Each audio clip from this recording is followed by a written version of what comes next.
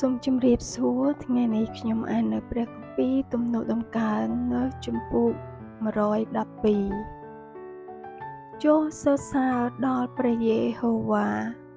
មានពរហើយអ្នកណាដែលកោតខ្លាចដល់ព្រះយេហូវ៉ា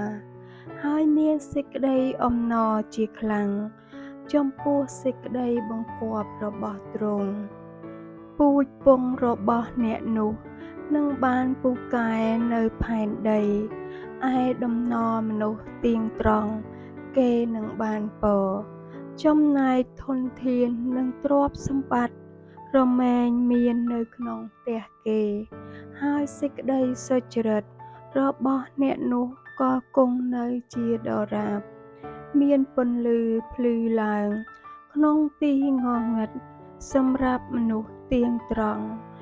គេជាអ្នកមានចិត្តប្រកបដោយមេត្តាករុណាអាណិតអាសូរហើយសុចរិតអ្នកណាដែលមានចិត្តមេត្តាឲ្យគេខ្ចីនោះបានសប្បាយហើយអ្នកនោះនឹងរក្សាទុកនៅកិច្ចការខ្លួន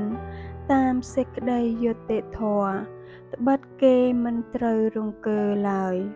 នឹងចេះតែមានសេចក្តីនឹកចាំពីមនុស្សសុចរិត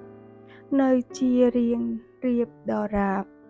អ្នកនោះនឹងមិនខ្លាចដំណឹងអាក្រក់ឡើយចិត្តគេបានមាំមួនហើយដោយទុកចិត្តនឹងព្រះយេហូវ៉ាចិត្តគេបានតាំងខ្ជាប់ខ្ជួនគេនឹងមិនភ័យខ្លាចឡើយដរាបដល់បានឃើញបំណងចិត្តកើតដល់ពួកសត្រូវខ្លួនគេបានចែកចាយគេបានចែកឲ្យដល់មនុស្សកំសត់សេចក្តីសុចរិតរបស់គេគង់នៅជាដរាបនោះទាំងឡាយនឹងលើកមុខអ្នកនោះឲ្យមានកិត្តិសព្ទពួកមនុស្សអាក្រក់នឹងមើលឃើញហើយនឹងមានចិត្តខ្នាញ់គេនឹងសង្គ្រាតធ្មេញហើយរលាយបាត់ទៅបំណងចិត្តនៃមនុស្សអាក្រក់នោះនឹងវិនាសសូន្យទៅវិញ